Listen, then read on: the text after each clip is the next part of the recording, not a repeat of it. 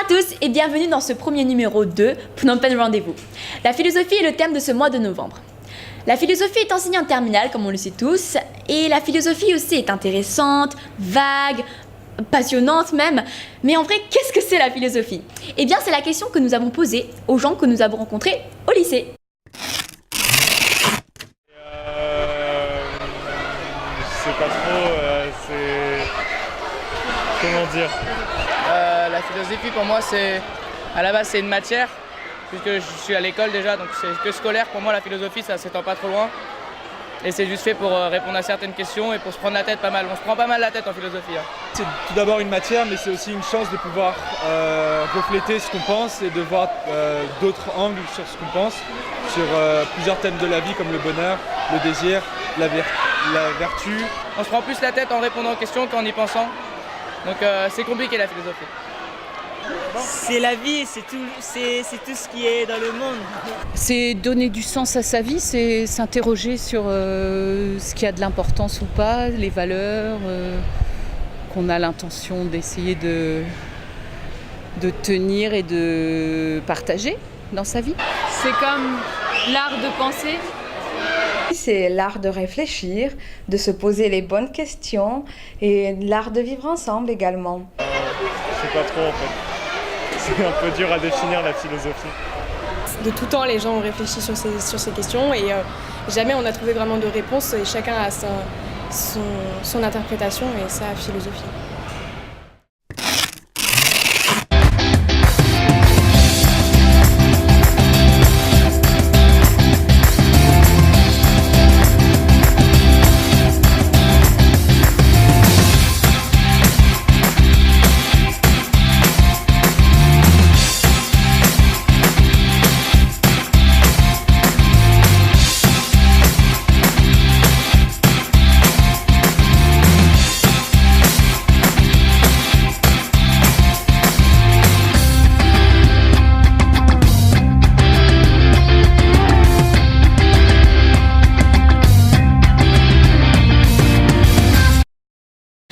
Bon, eh bien, c'est bien beau tout ça, mais si on veut vraiment avoir une définition plus complète de ce que c'est la philosophie, ce serait bien d'aller demander à quelqu'un de plus expérimenté, comme le professeur de philosophie du lycée français, Monsieur Julien Becbédé.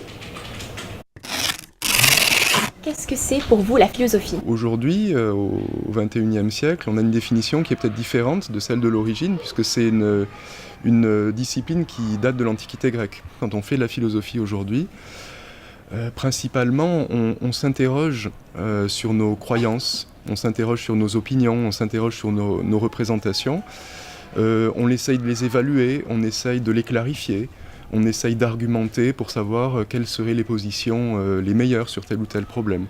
Donc si tu veux, en quelques mots, Gilles Deleuze, qui est un philosophe français, disait que philosopher, c'est nuire à la bêtise. Qu'est-ce qu'il appelle la bêtise ? C'est le fait d'être dominé par ses préjugés. C'est le fait d'être assujetti, d'être dominé par des choses qu'on ne maîtrise pas vraiment. C'est-à-dire des croyances qu'on n'a pas vraiment examinées. Pourquoi est-ce que je pense ça? Pourquoi est-ce que je crois ça? J'ai pas forcément fait un retour critique là-dessus pour savoir pourquoi. Ça peut être des idées toutes faites qui sont dans l'air du temps, des idées qui sont véhiculées par la médiatisation, des idées qui sont véhiculées par l'ampleur que peuvent prendre certaines idées sur les réseaux sociaux, etc. Il y a des idées comme ça qui grandissent, qui circulent, dont on se retrouve nous les héritiers, on ne sait pas trop pourquoi, on ne sait pas trop comment, et finalement quand on y réfléchit, nos idées, nos pensées ne sont pas si personnelles que ça. Et philosopher, c'est enquêter là-dessus. Qu'est-ce que je pense? Clarifier mes croyances, essayer de les justifier, se demander d'où elles viennent. Est-ce qu'elles sont vraiment justifiées? Si vraiment j'ai envie de m'engager sur ces croyances-là, ou sur ces opinions, quels arguments je peux proposer? En philosophie, il y a tout un art de l'argumentation. Démontrer que les thèses que l'on veut soutenir sont vraies. Donc c'est un art de poser les bonnes questions, de problématiser les sujets qui se présentent, de s'engager sur des thèses par rapport à ces sujets-là, de défendre nos thèses avec des arguments, de produire des raisonnements. Il y a toute une part de la philosophie qui est logique aussi, apprendre à raisonner, apprendre à démontrer. Qu'est-ce qui vous donne envie dans la philosophie? Ce qui est séduisant, je pense, dans la démarche philosophique, c'est de se dire, je vais essayer de tout mettre à plat, je vais essayer de ne suivre qu'une chose, c'est ma raison, de parier sur le fait qu'on est tous des êtres doués de raison, qu'on peut donc tous comprendre ou s'entendre sur des propositions qu'on admet comme vraies. Finalement, le fait de faire confiance à sa raison et à sa logique.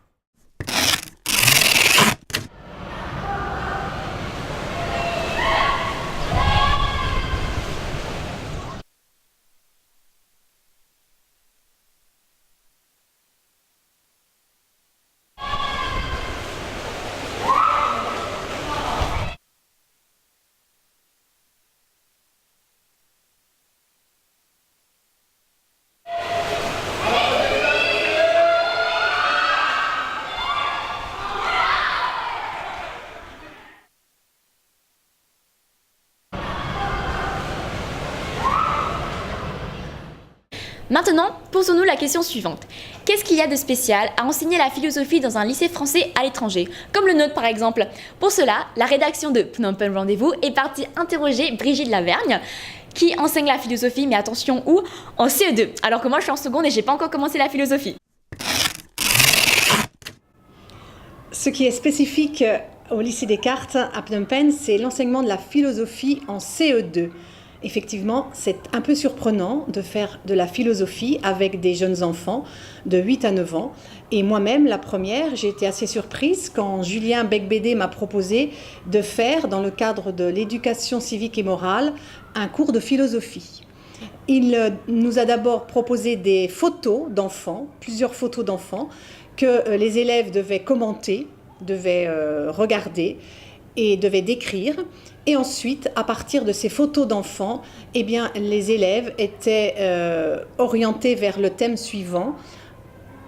Sommes-nous tous égaux? Pour répondre à cette question, les élèves avaient comme support des photos d'enfants prises dans différentes écoles du monde entier, et avec des situations d'enfants très différentes et bien sûr des situations d'enfants très inégales.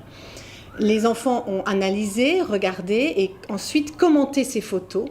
Et ils ont dû nous expliquer ensuite et répondre à la question « Sommes-nous tous égaux ?» Et les enfants que vous voyez sur ces photos, sont-ils tous égaux? Cette expérience a été, je pense, très positive pour les enfants puisqu'elle leur a permis de s'exprimer, de parler. Et on sait, chacun sait que dans une école française à l'étranger, le langage oral est un peu difficile.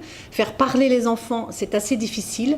Et d'avoir ce support papier, ce support en images, et ce thème très théorique rattaché aux photos a permis justement de développer un langage, de faire parler les enfants. Ça a été le premier objectif et je pense que ça a été réussi et je pense que les enfants ont apprécié cette démarche. Cette expérience va à nouveau être renouvelée cette année, au cours de l'année 2017-2018. Ce sera toujours dans le cadre de l'enseignement civique et moral. Et le thème abordé cette fois sera « Pourquoi des règles ?» et « Pourquoi la liberté ?» Donc cette question sera posée aux enfants. Et je pense que cette année, le support ne sera pas des photos, mais sera des textes. Nous allons d'abord travailler à partir de textes. Donc la méthode va être la même, mais le support sera différent. Espérons que ce sera aussi positif et aussi concluant que l'année dernière.